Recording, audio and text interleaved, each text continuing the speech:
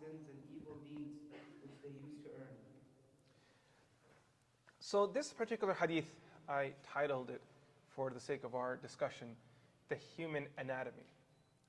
And the reason why I went this route is because in order to fix anything that's broken, you have to know what components you're dealing with. You have a watch. Something's not working with your watch. You want to open it up. The only way you're going to succeed is if you know how watches work. Where the gears are, where the battery component is, where the pin fits, where the hands of this arm is, or where the arms are going to be. And if you know what you're working with, you can pull it apart and bring it back together. So just as a doctor needs to understand human anatomy, where the limbs are, where the tendons are, where the muscles are, where the bones are, internally we also need to understand from a spiritual standpoint, what is it that we're actually dealing with. So there are 3 words specifically that I want you to become familiar with. The first is the word ruh. The second is the word qalb. And the third is the word nafs. These 3 words. What was the first one? Ruh. The second one is qalb. And the third is nafs. These 3 words. This may sound confusing because when we think of them, sometimes we think of all 3 as the same. Are they the same? Are they not the same? For the sake of our discussion, each one is different. I'll explain. The ruh is unique to the insan in the sense that Allah subhanahu wa ta'ala created the ruh of the human being without it being derived or taken from any other creation. This process of creation where you create something from nothing, where it's not taken from a precedented creation, it's an unprecedented creation.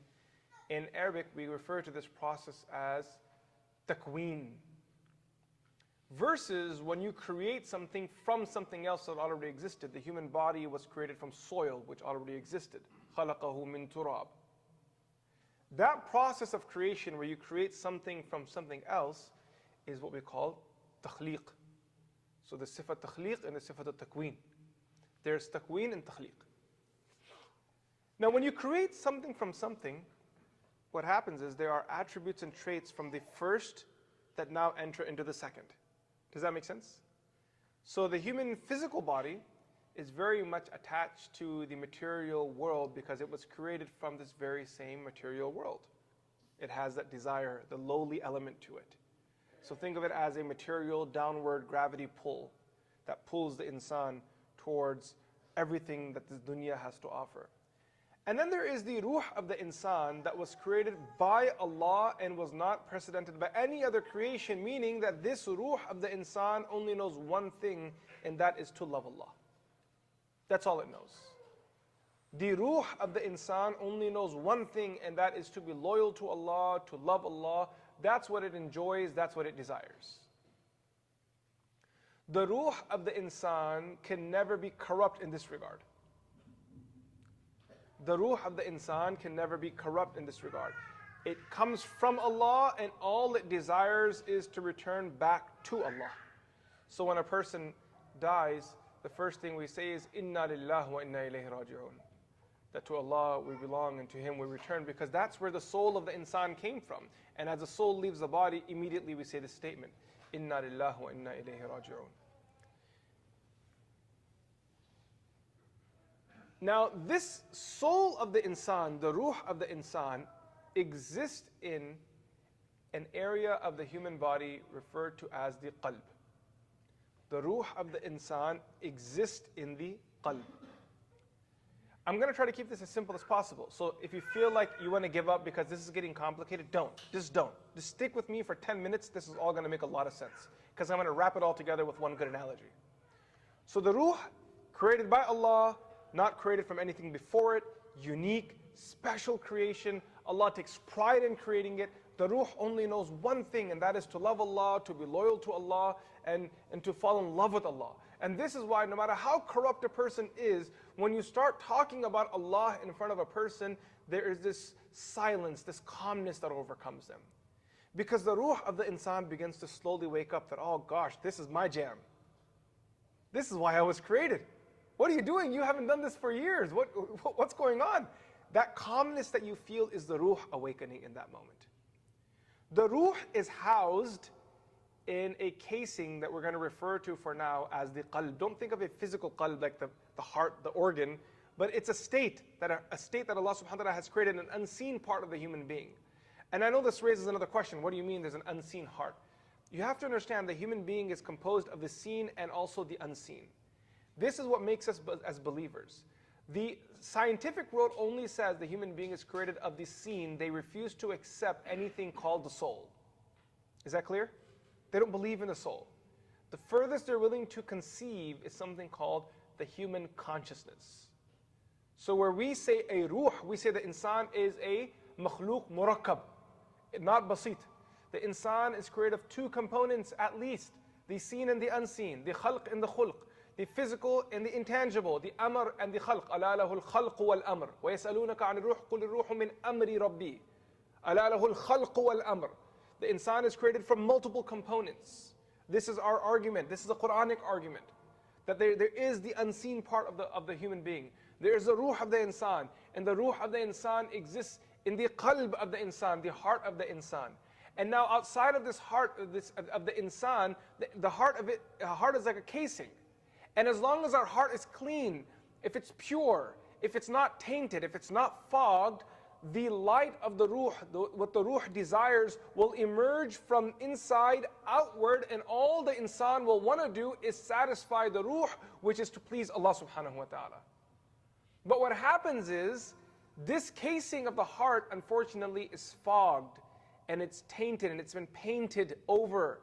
So, this is what the hadith tells us, that when the son of Adam commits a sin, a dark dot appears on his heart. This heart is clearly not the physical organ. It's talking about a latif, a hidden amr of the insan, a unseen part of the human being, an unseen part of the human being. So there's a dark dot that appears on that heart. And then what happens is, as the person continues to disobey, the entire heart is now caked in that darkness. So deep in that heart somewhere is the ruh that is calling out, and it's shouting that I was created for Allah's obedience. I was created for Allah's obedience. But that sound never makes it out because we have sealed off its voice. Are you guys with me? You guys understand this? Right? We've sealed it off. Okay? And then when you start doing dhikr of Allah, istighfar and tawbah, you get into the polishing process where now you get rid of some of that darkness. You get rid of some of that caking, some of that casing. You start pulling it off.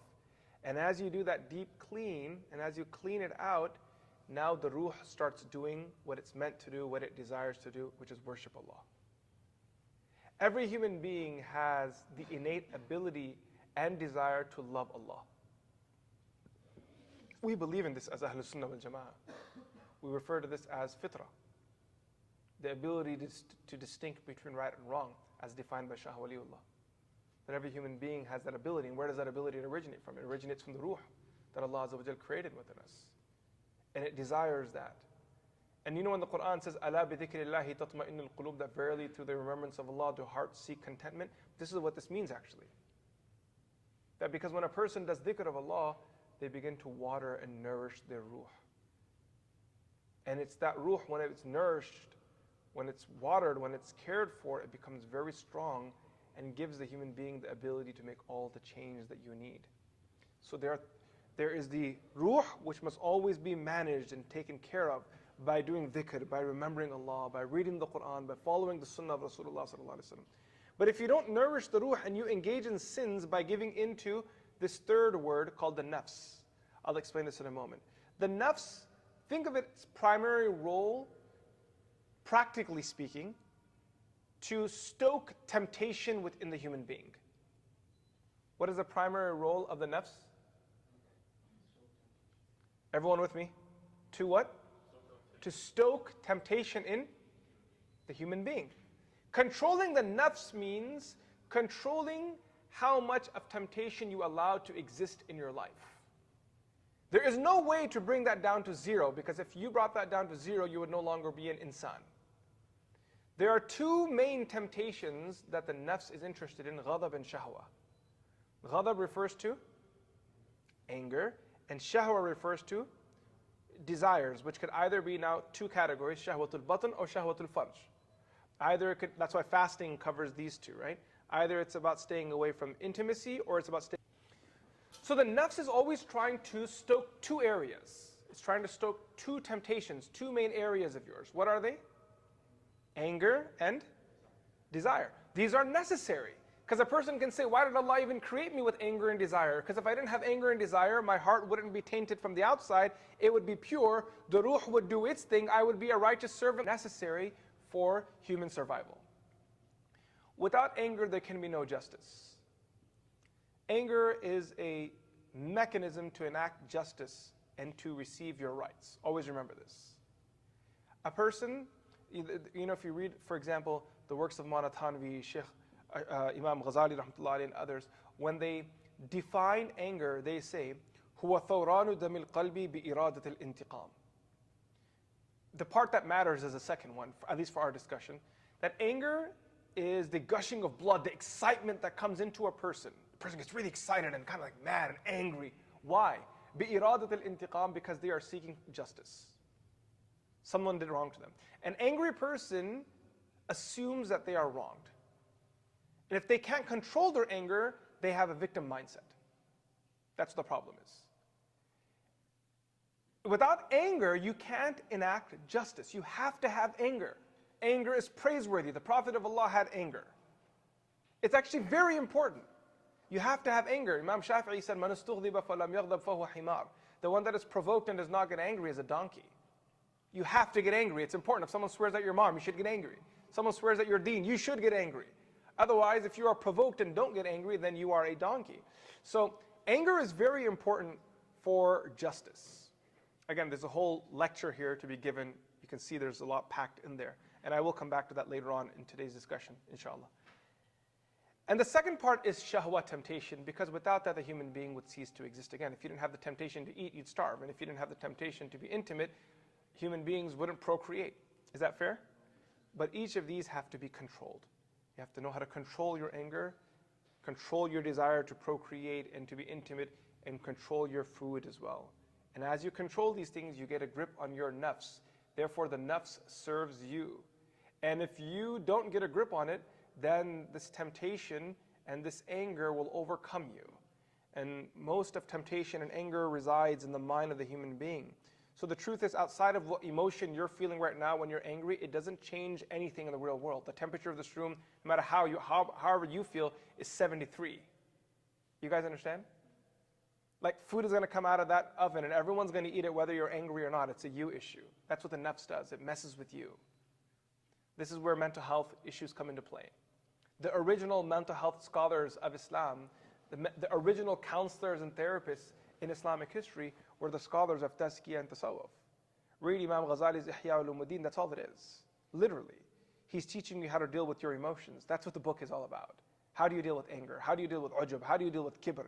How do you deal with rida? How do you create tawakkul? This is all it is. It's creating that book, if you acted upon it, if you implemented it, or if that book's too complicated, read Ibn Qudama's summary of it, Mukhtasar Minhaj al-Qasidin. It's such a phenomenal book.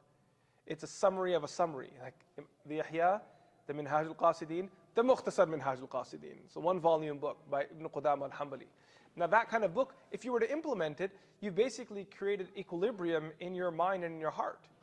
You're successful as a human being. Nothing's left to deal with. Nothing's left. It all clears up. So the nafs, if uncontrolled, then pushes the human being to disobey Allah. And therefore the ulama, they write the two root sins that from there all other sins come into existence is a lack of control over temptation and anger. Everything else then follows. Does that make sense to you guys? Everything else follows after that. Everything comes from there. Therefore, in Imam Ghazali's his third quarter, he has 4 quarters of the Ihya Ulumuddin, Rubu' al-Ibadat, Adat, Muhlikat, Munjiyat. So in that third one where he talks about destructive habits, Rubu' al-Muhlikat, the first thing that he does, in order to understand what will destroy you, he first goes through this human anatomy. You know what we're doing right now? This is literally taken from the Ihya, that first opening chapter of this third quarter. And then right after that, when he goes into destructive traits, he talks about temptation, human temptation and anger. And then he says that all other vices come from these two. You have to learn to control these two things. Okay? Are you guys all with me? Now, as a person engages in these vices, and if they overcome you, every time you sin, it puts a dark dot on the heart. So on one side of this qalb, you have the nafs. On the other side of the qalb, you have the ruh.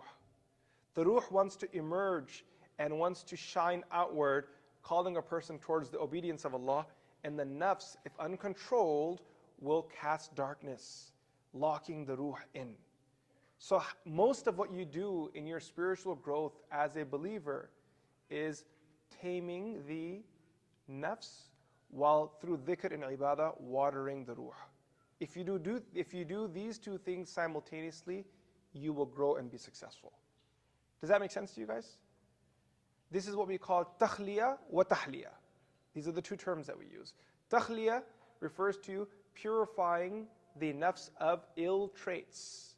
Tazkiyatun nafs. You ever heard of the word tazkiyatun nafs? The Quran talks about وَيُزَكِّيهِمْ. What does tazkiyah mean? يُعَلِّمُهُمُ الْكِتَابَ الْحِكْمَةَ وَيُزَكِّيهِمْ. Anyone know what that word means? Purification, yeah? Right? That's what it means, purification. So tazkiyatun nafs is purifying the nafs of its evil traits, taming it, controlling it, having that upper hand. And then on the other side, for the ruh, what are we doing? We're enabling it, we're empowering it by worshipping Allah subhanahu wa ta'ala. This is literally the simplified sort of discussion regarding how to spiritually grow and what are the components that you're dealing with. May Allah subhanahu wa ta'ala give us tawfiq. Yes? Abu Hurairah radiallahu ta'ala anhu narrates that the Prophet sallallahu alaihi wasallam said, the devil comes to one of you saying, who created this? Who created that? Even saying, who created your Lord? When he reaches that stage, a person should seek refuge with Allah and stop entertaining that thought. So as you understand what your components are and you start focusing on doing dhikr to empower the ruh and start controlling yourself and your temptations and getting a grip on the nafs, this would have been easy growth. Yes or no? But it doesn't end there. While you're empowering your ruh and while you're controlling your nafs, there's a wild card in this whole equation called shaitan. And shaitan is not okay with you making progress, so he keeps pulling you back. The approach that shaitan uses to pull people back is through waswasa. What's the word we used here? Waswasa. Think of waswasa being one of two things. Either it is a whisper of shaitan calling you towards disobedience, accelerating what the nafs is already trying to do. You guys understand that? Just whispering it to you, trying to get you to do much faster what the nafs is slowly pushing you towards. Or the second thing that shaitan does, and this is very important, I want you to listen very carefully. And this is where I like to focus on when I talk about waswasa. What shaitan tries to do is, he tries to create instability in your intellect. Listen carefully. Shaitan, through his waswasa, creates instability in your, what's the word? In your aql, in your intellect. One more time, okay? Shaitan, through his waswasa, tries to create instability in your intellect. When a human being decides to do something, the intellect plays a very big role. Is that right? Right now, you're sitting here, you are leaning on your aql to pay attention to what I'm saying, if you choose to do so. If you choose not to, your intellect will tell you there's no value in this conversation, you'll walk right out. The intellect of the insan is powerful because when you push it to a new limit, it grows and it becomes stronger. It's the most powerful muscle, most powerful tool that you have. It's what makes the insan special, makes us better than any lion. You and I could be weaker than a lion physically, but can create a contraption that'll make the lion look like a joke. Yes or no? How do human beings do that? How do we get out of this earth and go to the moon and create atomic bombs and come up with sophisticated code and have AI? This is all the result of the aql of the insan, the intellect of the human being. Believing in Allah and making right decisions in your life requires aql, a sound intellect. Now, how you come into possession of a sound intellect is a result of sitting with sound scholars who will actually teach you how to use your brain. They will teach you how to look at things from different angles. When you are done sitting with them, you will feel exhausted. Not out of physical exhaustion, but out of intellectual, mental exhaustion. That this guy really pushed me. They made me think something different today. Right? Now what shaitan does is he does waswasa. Waswasa is shaitan, rather than letting your brain function the way it should function, in its true capacity, shaitan takes your mind and puts it into irrational thoughts. This is how I like to translate waswasa. He drags the mind of the human being, where did I say it to? Irrational thoughts.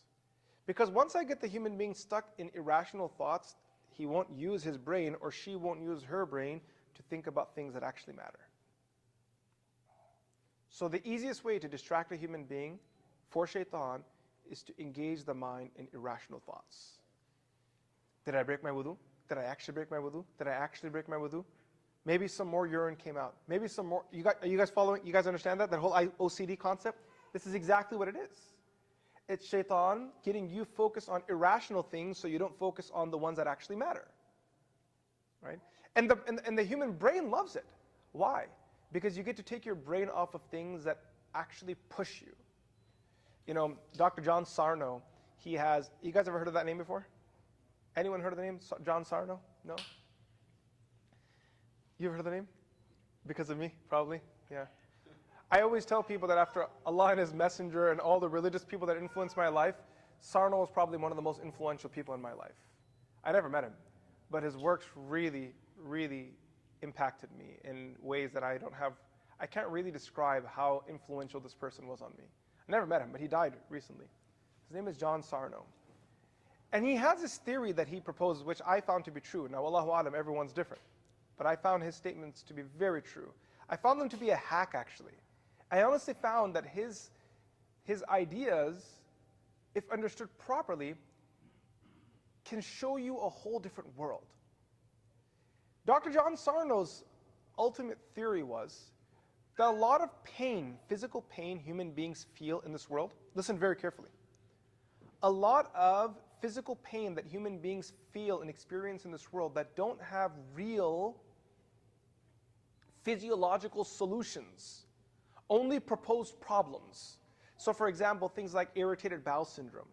There really isn't a fix for that. Doctors will tell you it's kind of like a miscellaneous. When they can't figure something out, they call it irritated bowel syndrome, IBS, a stomach problem. Or a migraine. There really isn't a solution for that. You can just numb the pain further, but there's no way for them to solve it. Back problems, all lower and upper back problems. And he goes on the list, even like extreme anxiety that people have, where they become dysfunctional, where they spend all day at home, they can't even go outside or go to a car. These forms of heightened human physiological problems that we face, I'm being very vague here because I need to get back to this. He says a lot of these things in reality are a result of repressed emotions. I find this to be so true. What happens is the human being picks up so many emotions, unsolved emotions in life. He says these pains are usually common in type A personality humans, not in type B personality people. You'll find them in type A personality people. So people who are achievers, people who are big accomplishers, people that need to make sure they don't have the luxury to fail in life. They have to keep pushing forward. So because of that, as they continue to push forward, they experience so many difficulties, starting right from childhood into adulthood and further beyond that. And in order to keep moving forward, they have to repress emotions. They have to tuck them away so they can keep going. Does that make sense? It's kind of like a soldier who has a scab. He can't stop for that scab. He's got to, patch it up and keep going. Now, whether it healed or not is a whole different problem. You just got to patch it and keep going. Otherwise, if I stop to solve everything, I'm never going to be able to do anything in my life. So you keep repressing. And then what happens is, in order to prevent you build up so much repressed emotion, and then within repressed emotion, he says the key emotion that most people repress is anger. Even within repressed emotion, the key emotion is which one? Anger. You have so much repressed anger. Well, that could be a result of just anger towards your own parent, anger towards your hifz teacher, so much built up that if you were to actually address that, the human psyche and brain fears that you would go psychotic. So in order to save you from yourself, from facing the emotions that you did not face while you went along in life, what happens is the brain, either through one of two systems, there are two theories here on this issue. His main theory is that it's tension myositis syndrome, which basically means what the brain does is that it deprives certain parts of the body from oxygen, which then creates extreme pain in those areas. It's very real pain. It's not just an idea. It's a real pain. Like that person, if they move their thumb a little bit, they would scream to death. Like that kind of back pain. You know a person that moves a little to the left and they can't move anymore? He says all this is a result of tension myositis syndrome and nothing to do with hernias. The reason why he argues this is because he was a back surgeon himself. He said, I did multiple tests where I did random runs, scans on people, healthy people in the city of New York. And if they did not have tension, they had hernias, they felt no pain at all. He said there was no pain in these people. He said, I've come to see as a person who spent my life studying back pains, back scans, that hernias were actually as common as it gets in human beings. He said, I can guarantee every third and fourth person actually has a hernia, but they have no pain at all. This pain is actually caused by tension myositis syndrome. And from there, he says the reason why the brain does this to the body is to stop it from facing its reality. So how do you solve this? He says the way you solve this is that you have to learn to talk to your conscious, like talking to your nafs. You have to learn to talk to your conscious and say to your brain that I know, he calls it like the fire alarm. When your brain makes you focus on a pain, that you have random anxiety from anything. You just can't, overwhelming anxiety that's just crippling you. It's your brain telling you something's wrong and distracting you from what's actually wrong. All you have to do is turn to your brain and say, everything's okay. I know of the repressed emotions that I have in my life, my childhood, and the pain that I went through, the racism, the oppression that I went through, I'm aware of it. And I'm very much aware of the repressed anger that I have. You need to turn these fire alarms off. Stop signaling that I'm in trouble. I'll take care of it. If you do this, he says, within 6 weeks, all of that pain will disappear. All of it will disappear. I read his book for the first time while admitted in a hospital after spending 2 years on a wheelchair, not being able to walk anymore, at a spinal surgery. That's where I read this book. I made dua to Allah that, Ya Allah, if there is shifa anywhere in the world, guide me to it. And I kid you not, I was admitted in a hospital, and Allah put it in my heart to read this book. And when I read it, 6 weeks later after that day, I had never had pain again. Never in my life. It just went out the window. And what he taught, what I learned from Sarno, the reason why I'm talking about him in this class of hadith, that we don't understand how much influence our nafs and our intellect has on us. We haven't even scratched the surface of it. You know, the mind and body connection, read Sarno's books. They're online, they're on Amazon. $15, best $15 you can ever spend in your entire life, I'm telling you. Best $15 spent. I had spent $60,000 on back rehab, $60,000. And then I did not take a pill ever again in my life. That was the end of it. I bought a $15 Amazon book and it all changed for me, right? Now I know some of you guys, the Western mindset is kind of like, oh, if it's not a pharmaceutical solution, it's not a real solution, it's voodoo. But I think we've begun to underestimate the power of the nafs, the aql, the qalb, and the ruh in the insan. That's the problem. We keep thinking that if it's not a physical solution, it's not a real solution. If you can't feel comfort through dhikr, it's not possible. In order for you to feel comfort, you have to go through a Swedish massage. You guys know what I'm talking about? You got to go for a foot massage. It's got to be something like that. It can't just be that simple. Well, it is. You don't believe me? That Sarno book, non-Muslims, read the comments in the Amazon listing of that book, and it's ridiculous. It's ridiculous. It's khabar mutawatir, I'm telling you.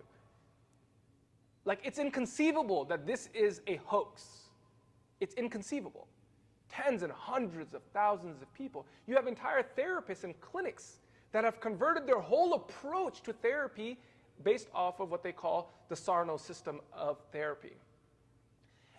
By the way, this whole concept is very familiar to Islam. This isn't to say that pharmaceuticals are not needed. He's not saying every pain originates from here. That's not what he says. You read the books, you'll understand. there are certain pains that are originated from here. We have to tap into our own nafs, our aql, our qalb, and our ruh. And you will see so much in your life starting to change, because when you talk to your nafs, when you talk to your own aql and say that I don't want to be disobedient to Allah, you will find your disobedience decrease. You guys understand this? When a person does dhikr of Allah, why are you doing dhikr? Why are you doing dhikr all day? You're talking to yourself that I want to be loyal to Allah.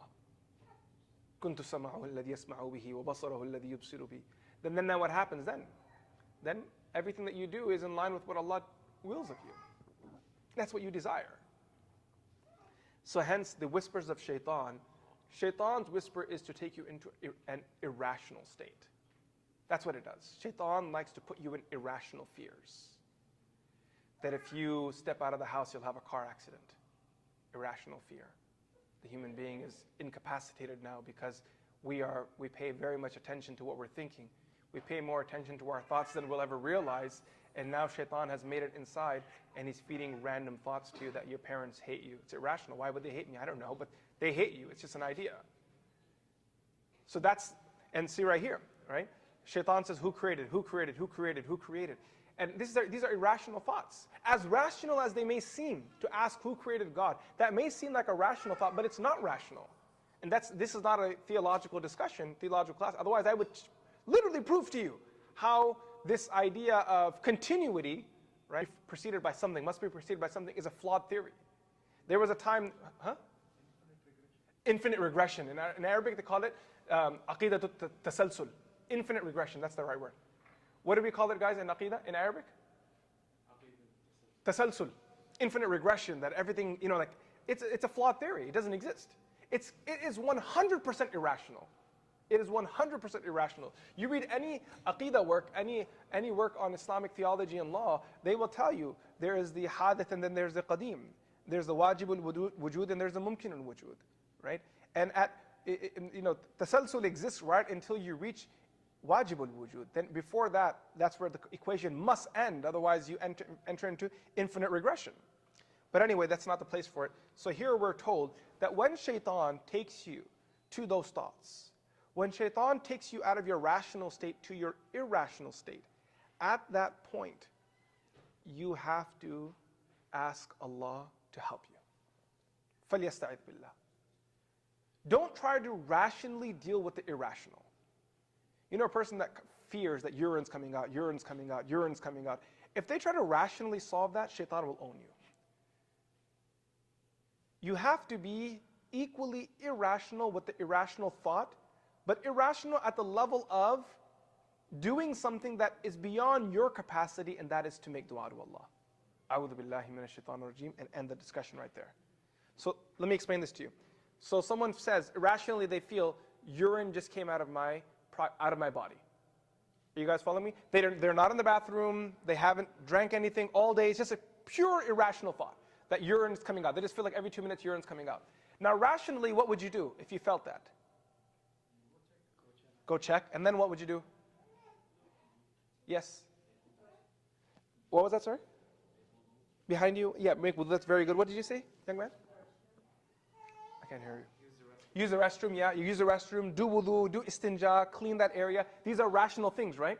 The problem is that once you do the rational thing to an irrational thought, shaitan will then feed the second, third, fourth irrational thought consecutively, and you will spend your entire life being naive, trying to respond in a rational way, and your mind, you lose it. You're now completely gone. So the way that you respond is by not doing the rational thing, but by doing the spiritual thing. So when shaitan says that, oh, there's urine coming out of your body, it's irrational. You know in this moment, I'm not sick. Everything's okay with me. No doctor is saying that there's anything wrong with my body or my bladder. Everything's good. I did not eat or drink anything. The thought that urine's coming out of my mind, my body right now, as much as I want to check, I will not check. Rather, I'm going to just trust Allah and say, A'udhu billahi minash shaitanir rajim, and move on with my life. Because if I try to be rational with it, it'll own me. This is what the hadith is saying. So when حَتَّى يَقُولَ مَنْ خَلَقَ رَبَّكَ. So when shaitan says to you, who created your Lord, don't start intellectually thinking about this. It's a meaningless effort.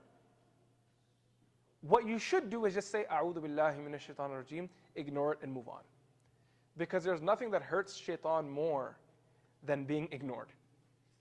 that I'm just going to trust Allah. Everything's okay. And if urine did come out, Allah will forgive me. I'm His creator. I'm His creation. He's my creator. He's the one that's going to forgive me. I was worshiping Him. I was doing it for Him. But then the thought's going to come to me, but your salah doesn't count. Urine came out. Wudu. I'm not going to listen to any of that. You know when the Prophet ﷺ finished using the bathroom, you know one thing that he used to do? After cleaning himself, he would sprinkle water on his undergarment. Did you guys know this? Is that right, Sheikh? Nabi ﷺ, after using the bathroom, after doing istinja, this is a sahih hadith. Sahih hadith. He would sprinkle water on his undergarment. They wouldn't wear undergarments, but you guys understand the concept that I mean. In the private area, he would sprinkle water there. And the Rasulullah ﷺ said, why? He explained it himself. He said, so shaitan will give no shak at all. I put water there myself. So as shaitan tries to irrationally feed a thought that, oh, there's urine out, you feel the moisture, I sprinkle that garment myself. This is a riwayah from Rasulullah ﷺ. You find that in all the fiqh books, the fuqaha mention it. That from the adab of using the washroom is that when a person's done, if they'd like to, they can sprinkle some water on their undergarment. This is also a very good ilaj for people that have waswasa. Now, if you don't have OCD, there's no need to put water on your garment. But if you're someone that struggles with this time to time, then go ahead, act upon it. In your spiritual journey, and last statement, and we're going to move on. You have to watch out for the waswasa of shaitan. You have to watch out for it. Shaitan will try to feed all sorts of irrational thoughts in your mind. God doesn't exist. God doesn't love you. God this, God that. And every time shaitan does that whispering, you just have to, right here, this last part. فَإِذَا بَلَغَهُ فَلْيَسْتَعِذْ بِاللَّهِ وَلْيَنْتَهِ. When shaitan starts doing his thing, irrational thoughts, or your wife doesn't love you anymore, your husband's cheating on you, irrational thoughts. Just seek protection from Allah and stop. Don't respond to it in a rational way. If there's an irrational thought, my husband's cheating on me, what would you do rationally?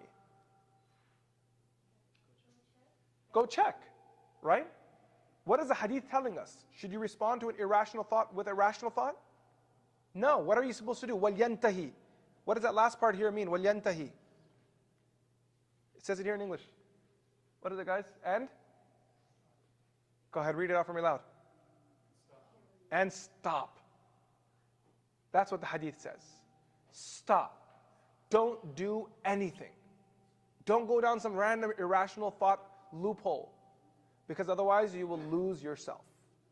Okay, let's continue. Bismillah. If I can add something here. Of course, as much as you'd like. SubhanAllah, this is an amazing, component of the internal, of the way that we're dealing with the nafs. But on an external level, SubhanAllah, like how Imam Shafi'i rahmatullah alayhi says that arguing with an unintelligent person, engaging, an irrational person with rational logic is like the worst idea ever. Right? Trying to win an argument with a person who doesn't have knowledge, who is irrational, trying to win a rational argument with them.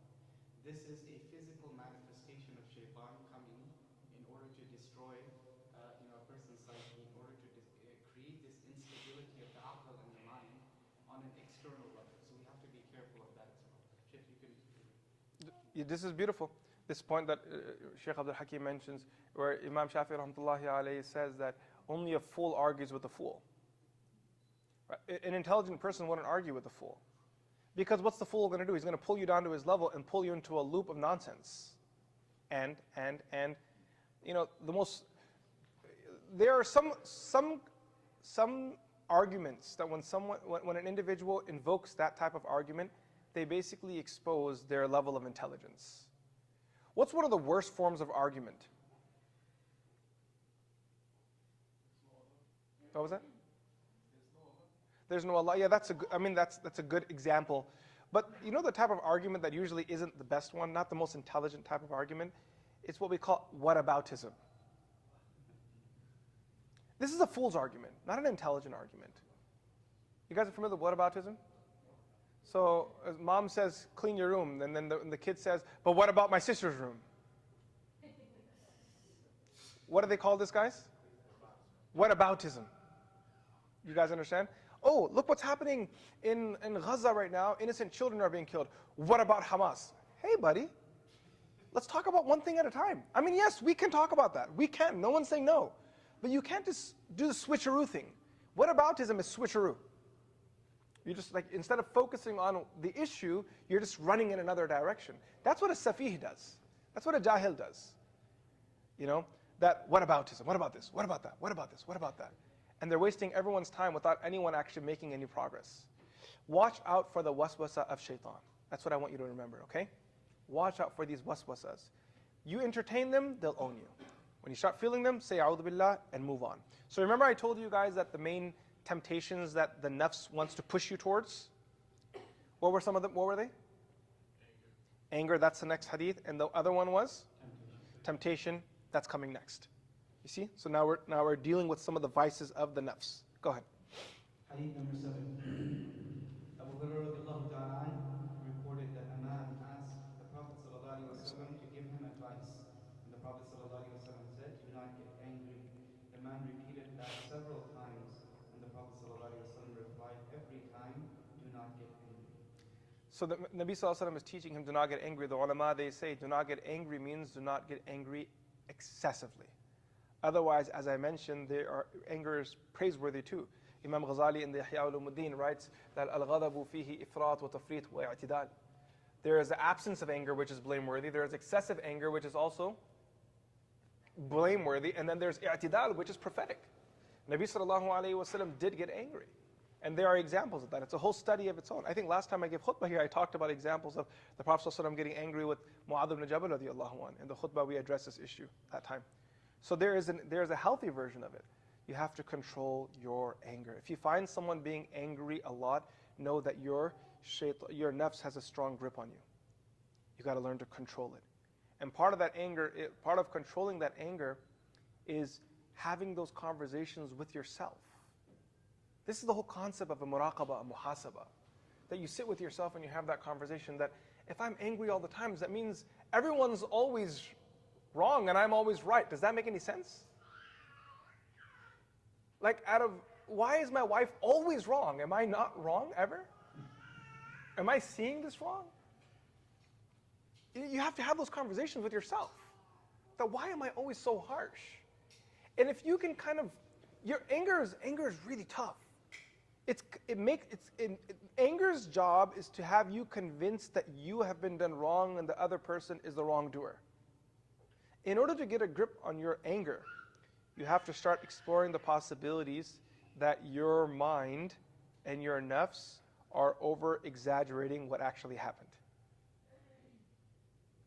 Do you guys understand? Yeah, but if you identify yourself as somebody who is perpetually angry, is there any prayer you're supposed to recommend for a Muslim to do at a regular time or all the time to suppress that? Well, there are prayers. I can share one with you, inshallah, shortly. But before we go to the prayers, the dua part, because if you read all the prayers and you're not challenging yourself, those duas aren't going to have as much as impact. You can't just think this is shaitan from the outside doing it to you, because then you feel that I'm justified in doing what I'm doing. You have to turn to yourself and ask yourself individually that am I being too harsh on the people around me? That's the real question. Am I being too harsh with my kids? That I'm always angry with them? Are my expectations of them unrealistic? What if someone else were to hold me accountable in the same manner and expect justice from me like this every second and every movement of my life? Would it be livable or would I be suicidal? That's where you push your anger. That's how you solve the issue of anger. We'll come to du'as. But the beginning of the solution is asking yourself, talking to yourself, and having that conversation with yourself that I think I'm too harsh with people. They actually aren't deserving of this level of anger. Not this frequency. Not at this height. Now you begin to break that wall down and hold yourself, a person, now you start bringing that wall down and loosening up the grip of the anger on you. Right? Now, what are some du'as that you can read? By the way, if you have a true anger issue and it's obsessive and it's excessive too, then you need to talk to someone about it. There are therapists who help with this. They help with anger issues. It's effective. a lot of it is kind of like, I don't mean this in the wrong way, but like it's role playing some of the solutions. Because it becomes easy to be angry when you don't see things from other people's perspectives. And do you have any therapists here? Anyone here? Any psychology majors? No? So if you're a psych major or a therapist, one of the first things that they do when dealing with people that are angry is they try to give them perspective. That let's role play this, and you be your wife that you're angry at, and I'll be you. Look at it from that angle. And as you start seeing perspectives, your anger goes down because now you have empathy. This makes so much more sense. I don't need to be angry at my child. I get it from their perspective. They're struggling with this. Or I don't need to be angry at mom and dad. This is the way they look at it. Right? So this is how you begin to deal with it. You need to get help if you're struggling to solve it yourself. Now, religiously, what are some suggestions? In one riwayah, the Prophet ﷺ tells us that anger is inspired by shaitan. So one easy way to deal with anger is saying, "A'udhu billahi minash shaitanir rajim." That's a very simple solution. Everyone knows that statement, right? Yeah. When you feel angry, what's a good thing to say? That's it. "A'udhu billahi minash shaitanir rajim." You're just taking shaitan out of the equation. Shaitan who's heightening things, making things a little irrational, you're pushing them out, saying, "No, a'udhu billah, oh Allah, protect me."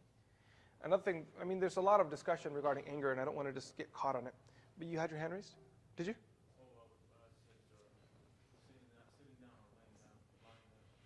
Yeah. Changing your posture is also very effective. There's also some of the ulama. Ibn al-Qayyim rahmatullahi alayhi has 10 solutions that he writes out for anger specifically. And one of the things that he writes is the recitation of the ayah, Rabbi a'udhu bika min hamazat al-shayateen wa a'udhu bika Rabbi an yahdurun. That's another one. So they're like this. But honestly, just stick to the one that I told you. What's the one thing I told you guys? A'udhu billahi minash shaitanir rajim. Just do that. Just start there. How about that? Focus on that and then turn your attention to yourself. Step one, just focus on that, inshallah. Okay, let's continue. Bismillahirrahmanirrahim. Hadith number 8, the temptation of food. Zayd ibn Arqam radiallahu ta'ala anhu reported that the Messenger of Allah sallallahu alaihi wasallam would supplicate, "O Allah, I seek refuge in you from the inability to do good, laziness, miserliness, senility, and the torment of the grave. O Allah, grant me the sense of piety, purify my soul, as you are the best to purify it. You are its guardian and its protecting friend. O Allah, I seek refuge in you from knowledge which is not beneficial, and from a heart which does not fear you, and from desire which is not satisfied, and from a prayer which is not answered." Muslim. Yeah, Jazakallah khair. So the title of this hadith was The Temptation of Food, and you're wondering where does it fit in here? Well, it fits in this part here that I have highlighted here. وَمِن قَلْبٍ لَا يَخْشَعْ وَمِن نَفْسٍ لَا تَشْبَعْ. Oh Allah, save me from a nafs that is never satisfied, that just wants more and more and more and more. Like I was saying regarding anger, so it's here, right? And the same thing with temptations when it comes to food specifically, right? How much food do we desire to eat? How much food do we actually need to eat? Any of you guys are health junkies or nutrition junkies? Yeah? How much food do you need to eat per meal? Okay, so I saw this thing, and it says when you're hungry, your body doesn't want calories, it wants nutrients. So when you eat out, that food is high in calories, but it's low in nutrition. So you can go to McDonald's, and then you'll still be hungry 4 hours later. Don't go to McDonald's. Yeah, don't go to McDonald's. I just had to add that hashia. Go ahead. Yes. Yeah, that's basically it. You'll still be hungry because the food you're eating, it's not nutritionally dense. So that's why, people who overeat, they go out a lot, they get bigger because their brain doesn't give them the signal that I'm full. So See, the brain didn't give this. Ghrelin. You guys know what ghrelin is? No? It's this bad guy from Spider-Man. No. You guys know what ghrelin is? Skateboard? No, I'm just messing. It's not a bad guy. I just made that up. I shouldn't be goofing around. We're in a hadith class. It's a hormone in the human being that spikes and kind of makes you. It's what makes you feel hungry. If you feel any hunger right now, you got ghrelin doing its thing. That's what it does. It's telling you that it's time to eat. It's time to eat. It's time to eat. And in reality, it's a hormone that's telling you something which is preparing you, because human beings are always in survival mode, right? You can actually go way longer. If you look at people who attempt to, for example, surgically lose weight, or through heavy intervention, what's that pill that everyone's taking these days? Yeah, that one. Right? I'm not going to say it out loud again. But everyone's doing that pill these days, okay? It's the new thing, that if you take this pill, you lose this much weight, you lose this, you lose that. I had a guy in Dallas right now. He told me, man, I opened up 4 clinics just focused on this one pill. How many clinics?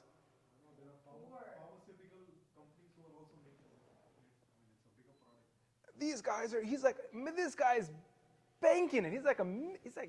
He's like, man, I'm loving this. I'm so happy I live in the time of this particular medicine, right? So I asked him, I said, how does the medicine work? I mean, I knew, but I wanted to hear it from him. I said, how does it work? He said, well, it tricks your mind into believing you're not hungry. That's all it is. And I thought to myself, subhanAllah, وَمِن نَفْسٍ لَا تَشْبَعُ.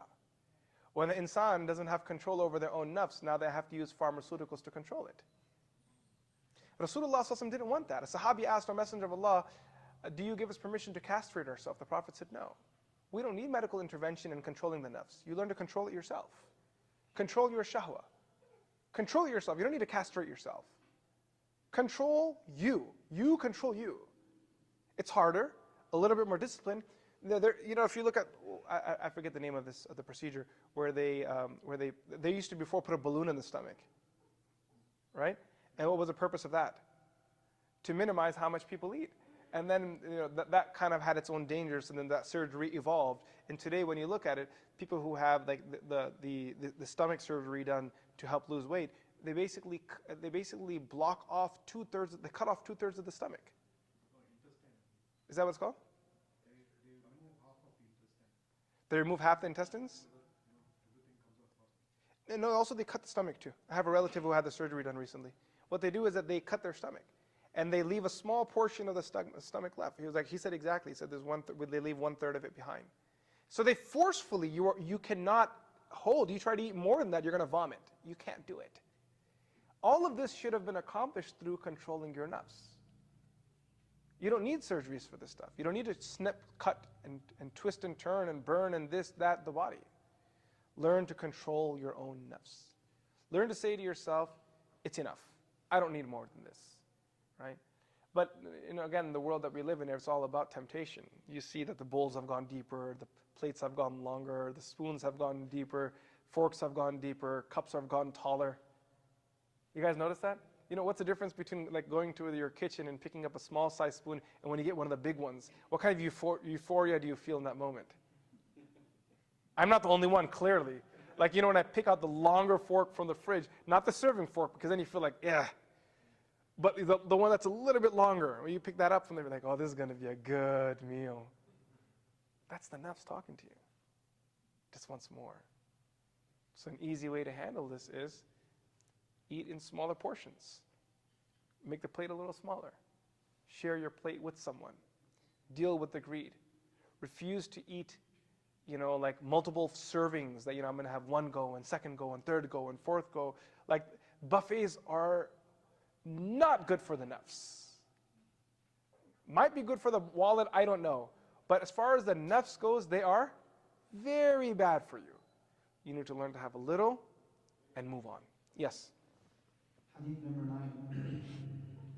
Muhammad ibn Harb said, my mother narrates from her mother that she heard Miqdam ibn Ma'di Karib radiallahu ta'ala an say, I heard the Messenger of Allah sallallahu alayhi wa sallam say, the worst vessel a human being can fill is the stomach.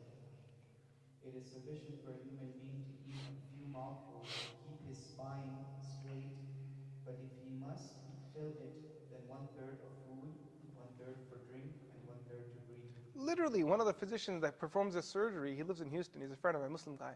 He said that, man, I tell you not, I always think of this hadith every day that I perform the surgery. Because the Prophet told us to eat 1/3, he said, I'm literally cutting people's stomach and turning it into 1/3.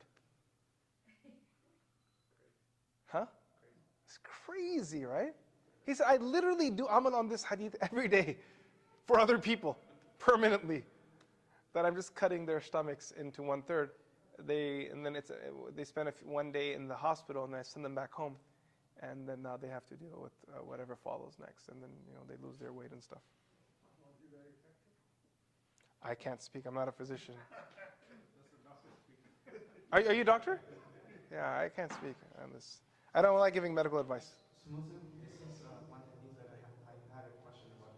Sheikh Saab, when we were doing this hadith, he said that, according to the changes in time, he said that this is probably one of the hadith that is very ma'mul bihi in our times. So how do you kind of reconcile that with discipline and also having eating to your fill and things like that? Well, I'll tell you this. This is true that many of the ulama who specialize in the area of tazkiyah, what they say is that the people of the past had more resolve. Therefore, when it came to food, their teachers and their pious predecessors would encourage them to cut back on how much they ate. Do you guys understand? Our teachers, my teacher being one of these people, would tell us that it's better for you not to focus too much on eating less, because that can have a strained effect on the human body. And with human beings being, I'm just literally referencing what he would say. Being weaker than they were previously, you don't want to bring harm to yourself. I think the statement of his is true. I really do. But I also think that it's not true to the way, it also doesn't mean that we need to stretch it to the extreme. Our shaykh would say to us that, look, the ulama of the past would say to their students, sleep less, eat less, socialize less. I say to you guys, socialize less, because the more you go on that Facebook, the more you go on that Instagram, you're going to get that haram. He said, I tell you to socialize less, talk less, focus a little bit more on yourself and Allah, but the other two, there's no need to hold back on them. So on food, eat as much as you want. And he would say sleep as well, sleep as much as you want. And I'll be honest with you, I think it's true statements, but I also feel that with these two things, it's not a matter of as much as you want, as much as it is, as much as you need. If before, for example, someone were to measure their meal, like Imam Ghazali narrates from Umar radiallahu anhu, that one time he measured what 1/3 of the stomach was, and Umar radiallahu anhu said, for me, 1/3 of my stomach was 10 morsels. How did he quantify that? 10 bites equal to 1/3 of his appetite, 1/3 of his stomach. So our teacher would say, eat more than that. Eat as much as you need to eat. Now, it doesn't mean that you need 5 slices of Giordano's pizza. You're going to kill yourself. But, give yourself a slice and a half. That's okay. You guys ever had Giordano's before? No? No, really? You guys have not been to Chicago? You've been to Chicago? Yeah, you've had Giordano's. Good. There you go. It's a Chicago deep dish pie. That stuff, one slice will send you into a coma. One slice, huh? How many did you have? You had 1.5. Oh, you're crazy. I knew a guy that once had 3 slices. He's growing, mashallah, mashallah. Right? I knew a guy that had 3 slices. I mean, that's crazy. It's crazy. It's like this thick, this much cheese per slice. So the idea is that even when it comes to sleep, like students will ask me at the seminary, Sheikh, should we focus on sleeping 5 hours a day? I say no, sleep the full 8 hours. Because if you give your body the rest it needs, if you give the body the nutrition it needs, when you're awake, you're going to perform better. Is that fair? But that also doesn't mean that you need to sleep 20 hours. And it also doesn't mean that you need to overeat. So I think the way of thinking of this is, if the hadith encouraged us to go a little lighter on food, sleep, and some of the luxuries in life, the ulama are saying that due to a weakened state in the human being, instead of forcing yourself to sleep on a rock ground, go ahead and sleep on a mattress. But it also doesn't mean that you need to go over the top in your luxuries where now you're distracted from worshiping Allah. Make sense? Yes, no, kind of? Yay, nay? Yes? So, can we also reconcile this with the hadith where the Prophet the Sahaba would say that No. we would actually withdraw our hand from the before we became fully satiated? Absolutely. That's a very good point again. May Allah reward you. That the idea is that لا نأكل حتى نجوع فإذا أكلنا فلا نشبع. Their policy of food was what? We don't eat until we're hungry, and then when we do eat, we don't eat until we're full. So if you look at it from that perspective, your philosophy of food is then to sustain you. Right? That it's like, how many meals a day do you have to have? I mean, it's up to you. I don't know. I don't know the answer. Literally. Culturally, we're told how many do you have to have? Minimum of 3, right? And if you need 3, then you need 3. If you're a young kid and you got a lot of energy and you're flying off the walls, and have 3 meals. But for the rest of us who are quite dormant for the most of the day, we don't need 3 meals. 2 meals will do it. A meal will do it. Like, I'm happy. I'm fully functional. I mean, I haven't had a morsel to eat since last night, to be honest with you. Not one, except for this coffee. I'm doing great. Having a good time with you guys, You don't need it. And when we do need it, you go ahead and you eat as you need it. That's the idea, as Sheikh was saying, that as you need it, you fulfill yourself. Yes? Hadith number 10, the temptation of lust. Abdullah ibn Mas'ud radiallahu ta'ala anhu narrates that the Prophet sallallahu alayhi wa sallam We talk about temptation of food. That was one of the 2 temptations, right? The carnal and the passion. The carnal temptation, which is the passion, and then there's the appetite. So we talked about the appetite. Now we're going into shahwatul batn. This is shahwatul farj. We have 2 narrations here. Yes. Abdullah ibn Mas'ud radiallahu ta'ala anhu narrates that the Prophet sallallahu alayhi wa sallam said, the lustful glance is one of the poisoned arrows of shaitan. Whoever forsakes it for the fear of Allah will receive from him faith, the sweetness of which he will find within his heart. Yeah. Allah subhanahu abdaltuhu imanan yajidu halawatahu fi qalbihi. That if a person has a desire to cast a haram glance and they control themselves. Because the truth is nobody can control you except for you. You're the only one. We really can't. Nothing else can be done. I was sharing a riwayah this last Tuesday. Every Tuesday at our masjid we do a story of a different sahabi as a community halaqa. So this last week we did the story of Sayyidah Asma radiallahu anha. Asma bint Abi Bakr radiallahu ta'ala anha. So one of the narrations that she narrates from Rasulullah sallallahu alayhi wa sallam is fascinating. She says that at the time of Rasulullah sallallahu alayhi wa sallam, she's talking about early Medina, people weren't well off. So because of that, most of the men, they would have these very small waist wraps, like some leather that they would tie around their waist, or a small sheet they would tie around their waist. So when we came to the masjid, Nabi sallallahu alayhi wa sallam one day said, whoever believes in Allah on the Day of Judgment should not get up from ruku' until we get up first. They should not get up from sujood until we get up first. Okay, now I'm going to say that hadith one more time. She says, whoever believes in Allah on the Day of Judgment, and then she adds, يَعْنِي مِنَ النِّسَاءِ. He was referring to the women. Should not get up before the men, because if they got up first, they would see the awra of the men. Because they were wearing garments that when they would go into sajda, their body would be exposed. She says this in the hadith, literally. She says every part of this. I'm not reading into any of this. So Rasulullah ﷺ instructed us. She says, Imam Ahmad rahmatullahi alayhi narrates this hadith in his musnad, that the Prophet ﷺ instructed us, no woman should get up from her sajda until all the men get up first. So give it a little break. Like wait a few seconds. He's teaching them haya. He's teaching them modesty. He's teaching the women that you have to learn to control your gaze. Right? I mean, we can put up a divider everywhere we want to. We can put up dividers on walls everywhere, which, if needed, do it. If that's what you need to do, you do that. But at the end of the day, you can't policy spirituality into people. You guys understand that statement?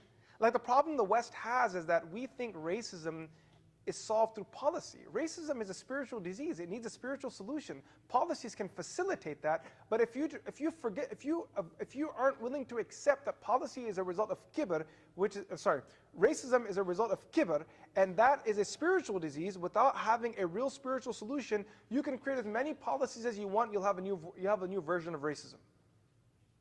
It makes sense? So, casting a haram glance is a spiritual disease. You could put up a physical barrier. That's great. If that's what you need to do, you do that. But is that the solution? I was talking about sabab and maqsad earlier. Like, is that the solution? That's not the solution.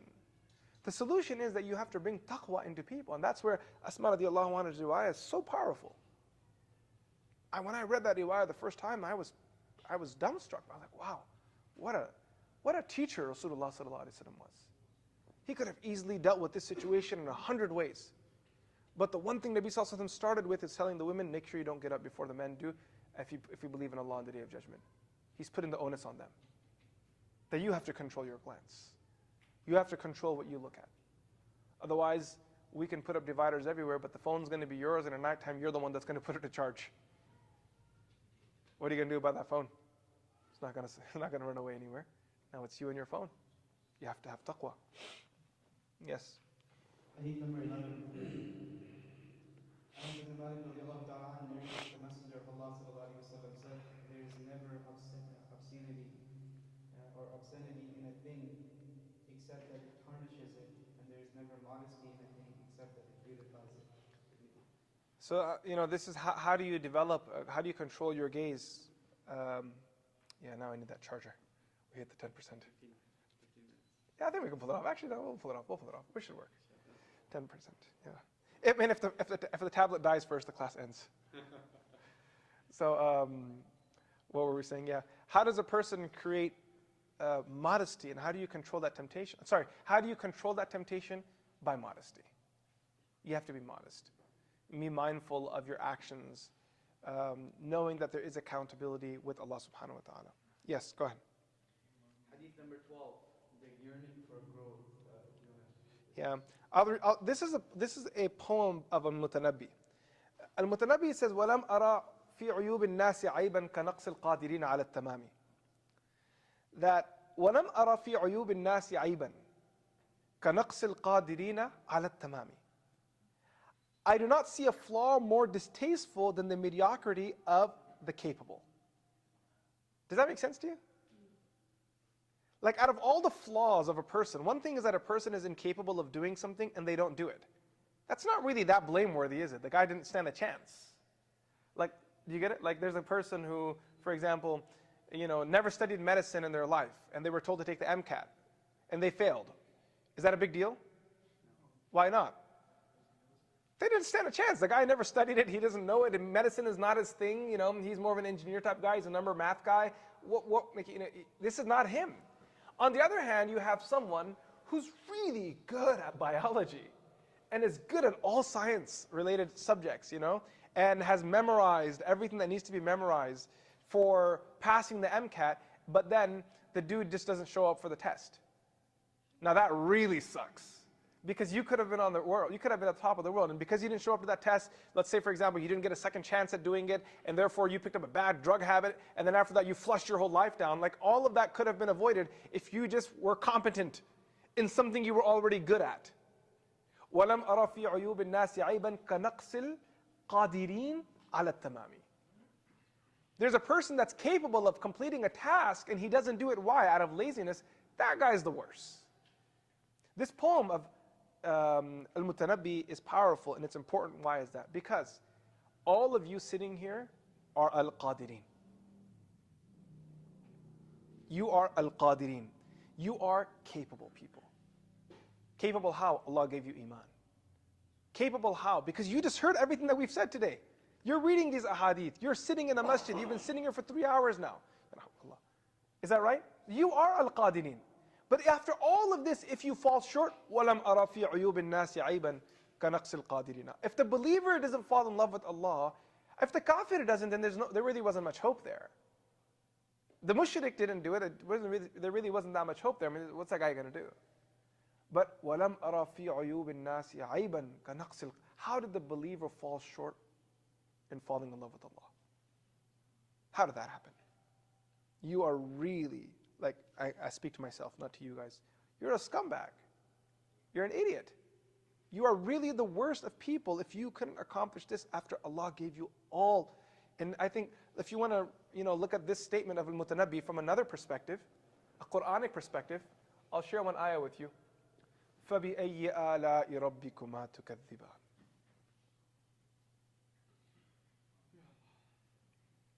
You guys know that ayah? Which surah is that ayah in? Yes. Surah, which one? Young man, tell me, you tell me here. Surah Rahman, he said it right. In Surah Rahman, if you look at the verses and look at the translation, what are all the ayat talking about? The bounties, the favors of Allah. And at the end of it, فَبِأَيَّ آلَاءِ كَنَقْصِ الْقَادِرِينَ. Like, come on, man, it's all here. Don't be foolish. Surah Rahman is Allah subhanahu wa ta'ala saying to the insan, come on, man, stop being stubborn. Like, let's be real. That's what Surah Rahman is. It's this. Let's be real, man. Come on. Stop being phony. Stop being fake. Why are you being stubborn? Why are you acting like I don't love you? Why are you acting like I didn't take care of everything for you? Why are you acting like we don't have a day of judgment? Why are you acting like يُعْرَفُ الْمُجْرِمُونَ بِسِيمَاهُمْ, that this is not going to happen? That people won't be held accountable. ذَوَاتَا أَفْنَانٍ وَلِمَنْ خَافَ مَقَامَ رَبِّ. Why are you acting like that I'm not going to give double Jannah to people who fear me in the dunya? Jannatan. After all that, كَنَقْصِ الْقَادِرِينَ عَلَى التَّمَامِ. You could have easily done it. You pushed this one yourself. You messed this one up. So now, the yearning for growth. Under that, look at this hadith, inshallah. Go ahead. Hadith number 12. Abu Hurairah radiallahu ta'ala anhu reported that I heard the Messenger of Allah sallallahu alaihi wasallam say, "He who is afraid of the pillage of the enemy sets out in the early part of the night." This is a reference, man khafa adlaja. That, for example, if you know that your town is about to be raided, if you see the enemy is coming in your direction, they're about to raid your town, do you hang around there or do you leave? Or another way of looking at this, Houston's always, every few years they have like some sort of a flooding problem. That if they send out an alert that, oh, there's a big flood coming, what should people do? Evacuate, right? They should leave. Should they wait till the last minute to evacuate, or should they just pack and move? Pack and move. You don't wait. You don't delay these things.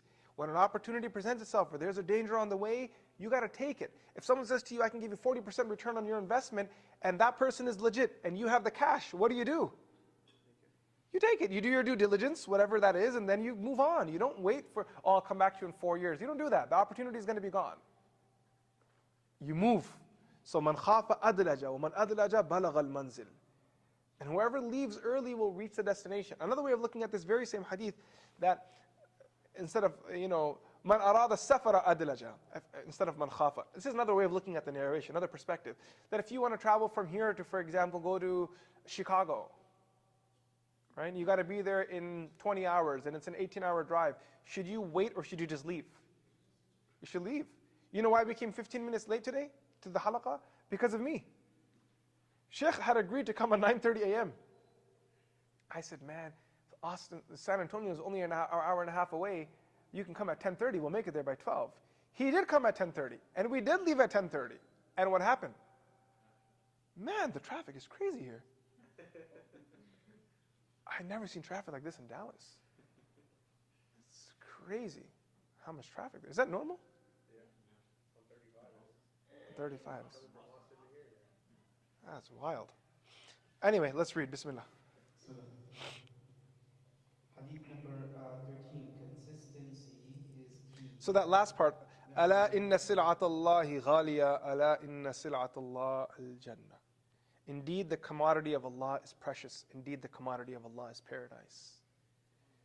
That what Allah is promising you is Jannah. It's really valuable. Don't snooze on it. You got to go early. You have to leave. You guys ever heard of the gold rush? Yeah? What happened when they found that gold in those mountains? Yeah, everyone swarmed California, and then after California was done, they went all the Rockies and here and there and Colorado, and they were everywhere. Why? Because the price was good. It was worth it. Did people die? How many people died? So many people died.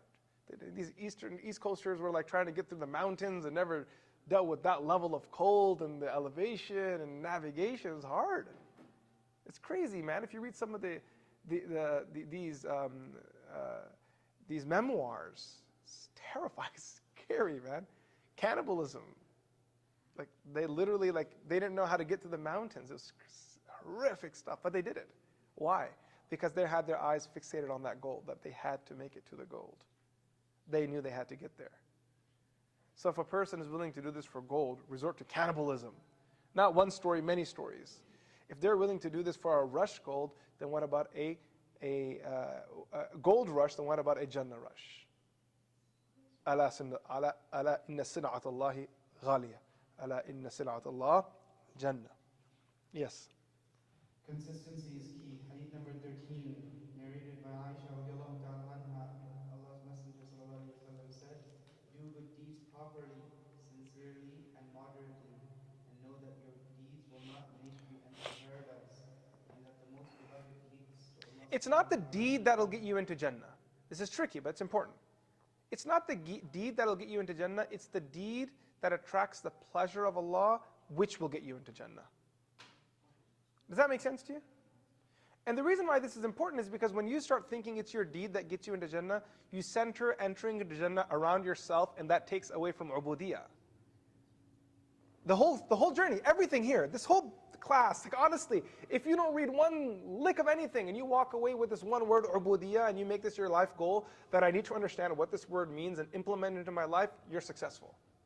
What's the word, guys? Louder.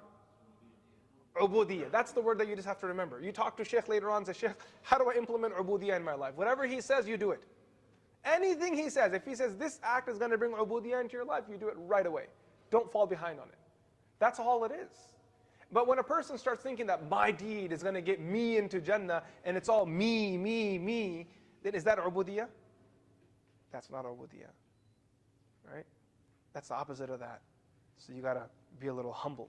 Yes. So, yeah. Allah subhanahu wa ta'ala are the most consistent, even if they are a few. Yes. Okay. So here this hadith, أحب الأعمال إلى الله أدومها وإن قل وأن أحب الأعمال أدومها إلى الله وإن قل. This is like a principle in life that is kind of like the erosion concept, that one drop at a time will break a rock open. You have to be consistent with your deeds. You don't need anything fancy shamancy. Like, you don't need to stand on one hand and wave the other hand in the air and then, like kind of like do some acrobatics to be like Jannah. In Islam, we don't have that. It's about doing the basics, but doing them the best you can. That's why the next hadith is about sincerity. But it's about doing them the best you can and doing them consistently. That's what it is. Every time you do a good deed, here's what I want you to do. Because as we're approaching the end of the class, I want to give you some final advices, okay? And my tablet's going to die. I think this might just be the last hadith, actually. But let's see. That's 3%. The class ends at 3%, or at 0%. When it hits 0, then we stop. What was the thing that I was thinking? Yeah, there we go. So I was going to say to you guys that, because we're talking about consistency in your a'mal, consistency in your good deeds. Listen to me very carefully. Whenever you do a good deed, I want you to ask yourself, why am I doing this? What's the benefit of this? Can I go somewhere deeper with this? Does this connect to my spirituality, my deen, my dunya in a more intimate, deeper level? I want you to think, be inquisitive. I want you to ask yourself, like when I'm reading Quran, what am I getting out of this? What can I get out of this? What does this stand to offer me? What value can this moment bring to me eternally? Ask yourself those questions. Someone asked Shaykh Zakaria rahimahullah ta'ala, what is tasawwuf, what is spirituality? He said to that guy that the beginning of tasawwuf in tazkiyah is إِنَّمَا الْأَعْمَالُ بِالنِّيَّاتِ, and the end of it is أَن تَعْبُدَ اللَّهَ كَأَنَّكَ تَرَاهُ. He said that's the ibtida and intiha. This is a profound statement. It's a statement of a giant. He said the beginning of spirituality is you start asking yourself, why? إِنَّمَا الْأَعْمَالُ بِالنِّيَّاتِ. The summary of that statement is why. Why am I doing things? And the end of the journey of spirituality is that your answer is أَن تَعْبُدَ اللَّهَ كَأَنَّكَ تَرَاهُ, that I'm doing it for Allah. Everything else in between is a wash. Why am I doing it? For everything, everything, everything. I mean like everything. Dr. Abdul Hayy al-Arifi, when he wrote his book, Uswaya Rasul Akram, it took him over 10 years to publish the book publicly. I mean, a book on sunnahs is, it's a very big thing to write, but it's not that hard. Honestly, you go to any scholar who's taught hadith for 10 years and tell them to write a book on sunnah, they can write one in 6 months. Most of it's going to be time spent typing. It's not a 10-year project. Do you guys understand?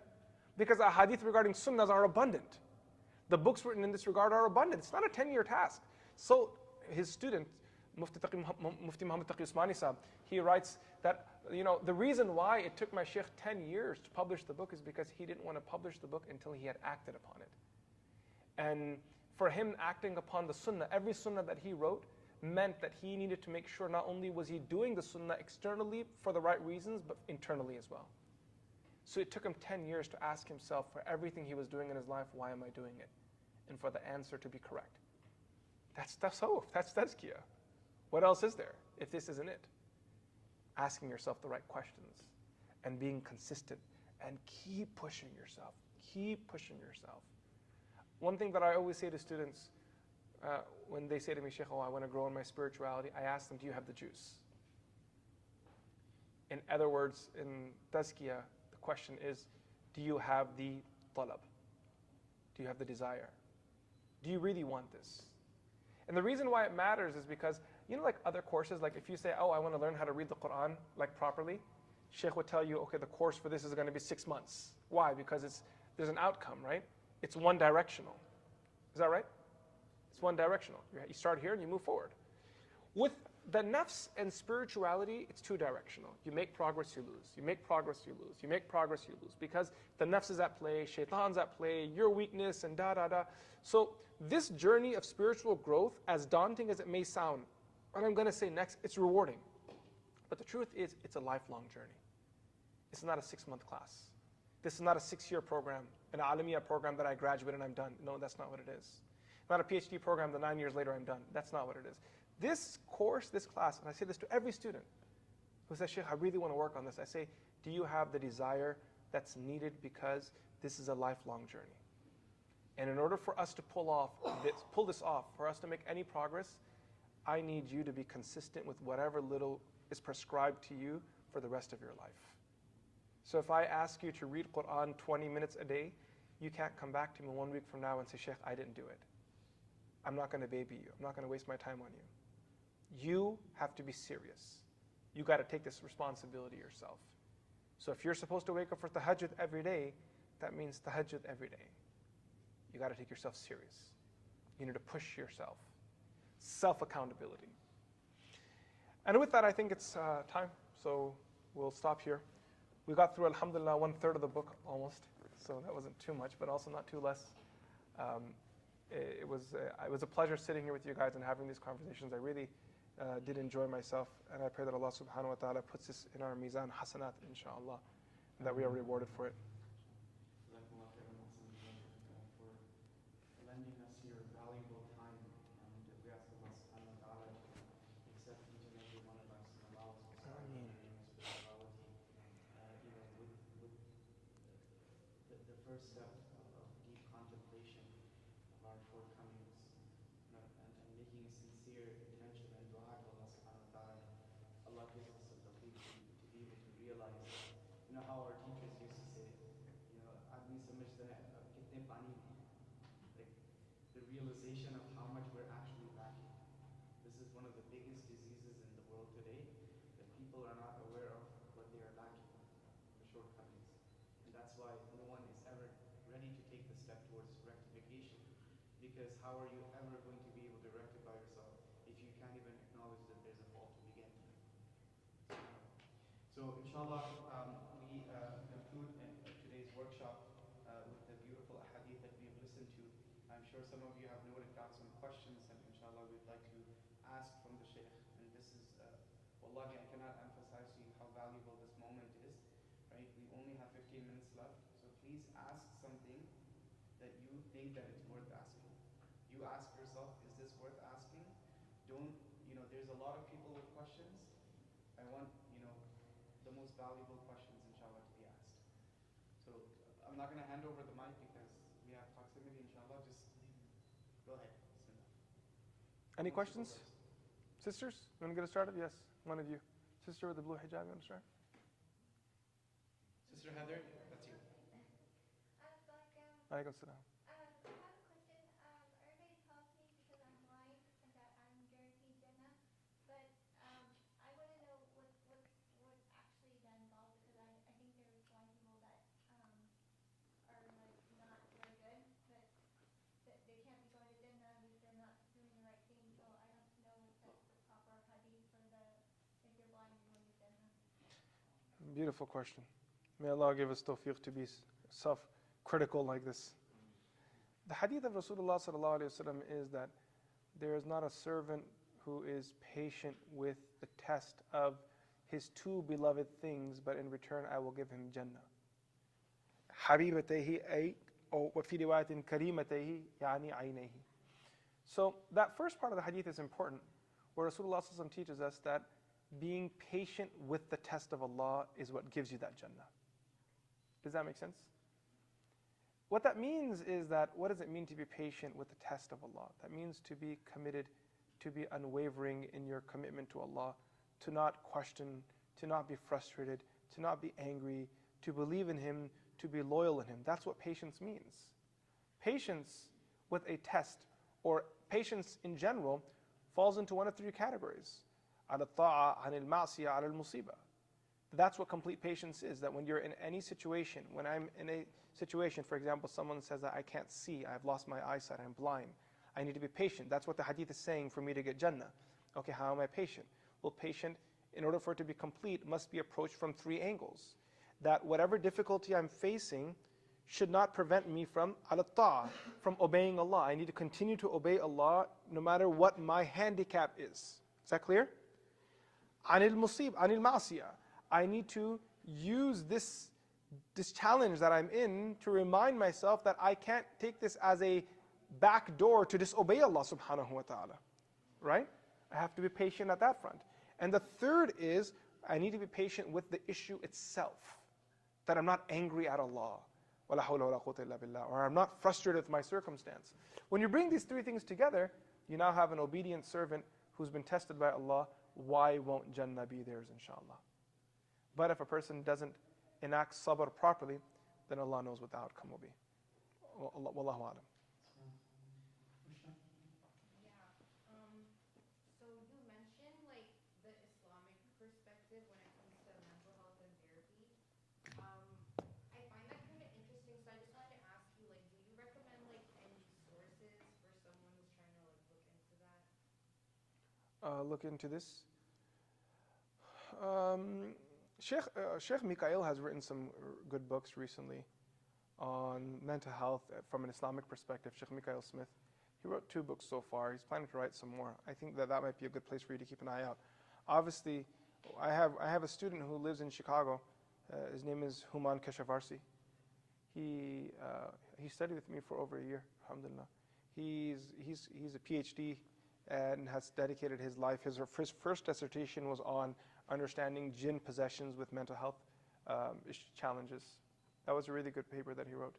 And since then, he's written multiple papers. He's currently headed over to Qatar to present. I spoke to him last week on another set of papers that he's written. So I think that might be a good place to follow too. Hussain Keshavarsi. Yeah, he's also the founder of KhalilCenter.org. Yeah. Yeah, so he's the founder of Khalil Center, the Chicago chapter, and all of his other branches in different cities. So if you want to check, kind of look at what Hussain Keshavarsi. But I think this might be a better place for you to go. What's the website? Yeah, Khalil Center. Yeah, Khalil, I think it's Khalil. Khalil Center. If you search that, you should find it.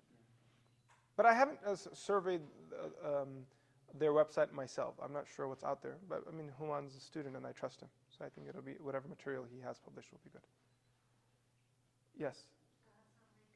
In section 1, you mentioned that whether they convert the word to Islam, we convert Islam to the world. Can you go more depth into that? Go into more depth? Yeah.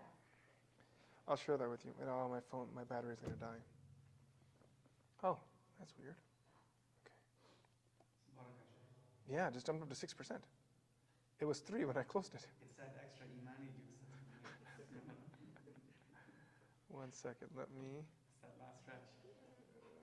do this. Oh, that didn't work. Give me 1 second.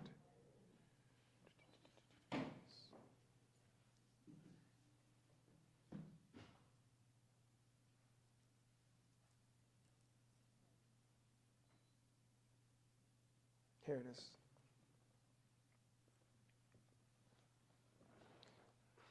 It's not broadcasting. You need to plug it if you I don't know if I want to broadcast it. I'll just read it to you.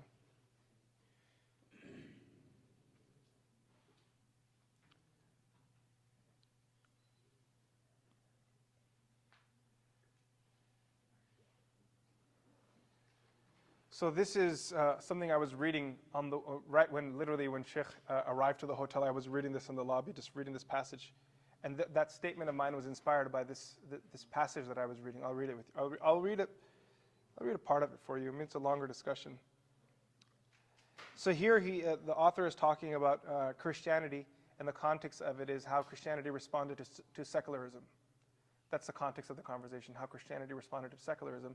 So he starts off by saying, thus they naturally advocate in their attempt to align themselves with secularization a reconceptualization of the gospel, of the Christian gospel, a redefinition of their concept of God, a de-Hellenization of Christian dogma, and Christianity by virtue of its cultural nature and developmental experience, and based as it has been always upon a historically shifting foundation of hermeneutics, might lend itself easily to the possible realization of their vision of the future. This trend of events, disconcerting to many traditional Christians, is causing much anxiety and foreboding, and reflected plainly in Maskell's book, where he reiterates that instead of converting the world to Christianity, they are converting Christianity to the world. I don't know if that makes sense. But that's the point that he's making. That, see, Christianity has had an issue, and the issue is this de-Hellenization that he's speaking of. Are you guys familiar with Hellenistic philosophy? Kind of like Plato and that kind of stuff, right? So Christianity has had an issue that Christian scholars have had a tough time keeping their religion true to their religion. Anytime there's a new wave of ideas, they immediately camouflage into that. Does that make sense? So if there are new philosophical ideas, rather than saying, no, we're not going to accept this, we are going to stand up and say, no, that's not us. Muslims are stubborn like that, in a good way, alhamdulillah. We're like the exact opposite. Anytime someone comes up with a new idea, what do Muslims do? We hunker down. If you look at after colonization, and okay, when we struggle as people, I'm not going to say we're perfect, but after colonization, the Middle East being torn apart, you still don't have secularism like what happened in Europe. There are secularist tendencies, and obviously Turkey has its history, and the Muslim countries went through their whole reform and everything. But to summarize, what he's saying is that Christianity has had an issue that every time they face a new problem, they just camouflage into that problem rather than facing it. So they, rather than converting the world to Christianity, they converted Christianity to the world. That's their problem. So I kind of rephrased that in an Islamic context, and my statement was that rather than converting the world to Islam, what have Muslims started doing? Converting Islam to the world. So I actually wrote a little small little paragraph for myself. I was saying today Muslims have fallen in this very same pit. Identity politics have robbed us of our Muslim thought. Our loyalty went from revelation to wokeism. We lost our way. In Maskell's words, instead of converting the world to Christianity, Islam, we converted Christianity, Islam to the world. So that was my little reflection from that passage. Allah knows best. May Allah subhanahu wa ta'ala give us tawfiq. One of the things that I wanted to reflect upon is that, in order to appreciate, or to actually not appreciate, but understand the level of impact that it had, that they were actually intellectually pushed to actually convert their religious thought and their entire dogma into appeasing, right, the new wokeism and all of the ism, that you have to actually study the 500 years of the darkest chapters of Christianity and Christian rule and oppression that took place. They were known as the Dark Ages. Versus, when you look at the Muslim world and the level of enlightenment that we have, it's ironic that the Muslims are following the same trend, and the reason for that is we don't know our own tradition. We don't know our own legacy. We don't study history. We don't study what Allah subhanahu wa ta'ala gave to us. Allah gave it to us on a platter. And we didn't appreciate it, so Allah took it away from us, and now you replaced it with what? Right? Our numbers are so many. Like the Prophet ﷺ literally said it, that a time will come that that people will come for the Muslims like they're coming to the dinner table. And the Sahaba, they asked, Ya Rasulullah, are our numbers going to be a few? He said, no, your numbers will be like the foam in the ocean. Correct me if I'm wrong. No, right? He said that your numbers will be like the foam in the sea, in the ocean. But you won't have any substance left. And this is when we don't study our tradition, when we don't learn our legacy, this is what Allah subhanahu wa ta'ala takes away, and this is what is left behind.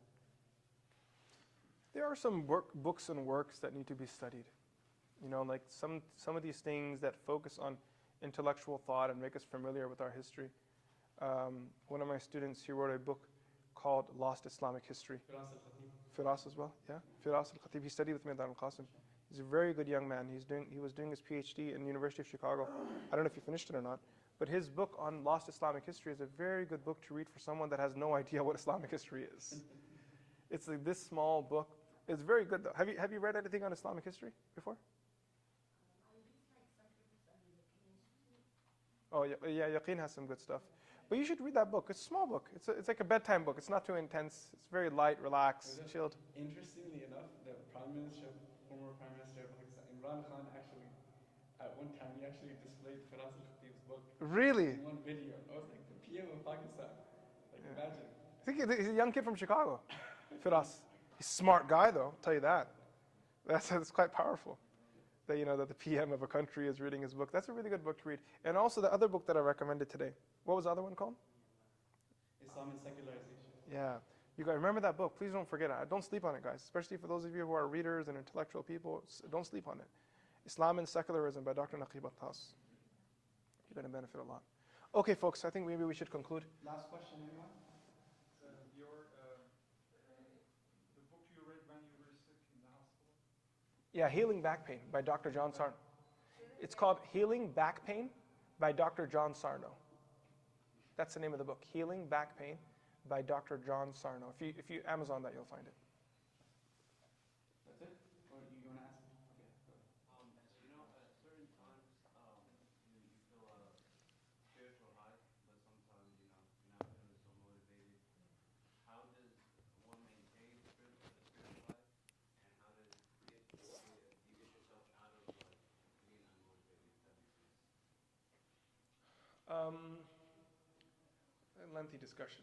But I think the simpler answer I could probably offer is this. Keep yourself in the company of righteous people. And the second part of it, more practically speaking, something Monatanavi writes. These spiritual high and spiritual lows, in the terminology of tasawwuf and tazkiyah, they refer to them as hal. And they basically say that you should never seek a hal.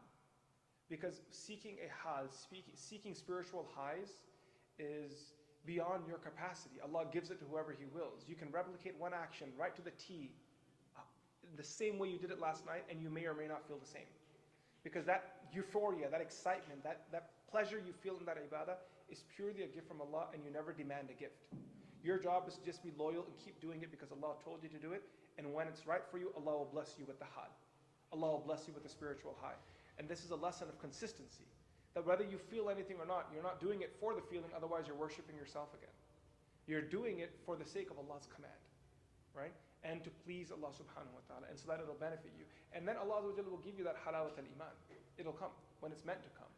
But in the meantime, just to minimize the lulls and spend more time on the uppers, it's important to spend time with righteous people. You'll benefit a lot. So please dua. Okay, we'll conclude with the dua inshallah. Bismillah ar-Rahman ar-Rahim. Allahumma السلام تبارك يا ذا الجلال والإكرام ربنا آتنا في الدنيا حسنة وفي الآخرة حسنة وقنا عذاب النار اللهم آت نفوسنا تقواها وزكيها أنت خير من زكاها أنت وليها ومولاها اللهم حبب إلينا الإيمان وزينه في قلوبنا وكره إلينا الكفر والفسوق والعصيان واجعلنا من الراشدين وصلى الله تعالى على سيدنا محمد آمين يا رب العالمين السلام عليكم ورحمة الله وبركاته. Brothers and sisters, as we conclude, inshallah, I will be sharing a survey on our community.